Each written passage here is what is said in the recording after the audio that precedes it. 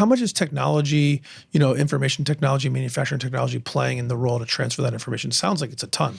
Yeah. So, on the engineering side, we still have drawings in house that are done by hand, on drafting tables.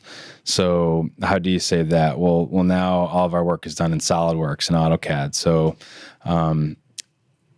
you can use those programs to replicate the same outputs when you put in certain inputs. So a lot of our push is, all right. Wait, hold on. What do you mean when you put it? So you could take SolidWorks and then you put in like what inputs? You're saying just like scan something and put it in, or you have to really like redraw it? The data. So if a customer needs certain features on their heater band, they'll specify it, and we put it into SolidWorks or AutoCAD, and the output is drawn up automatically.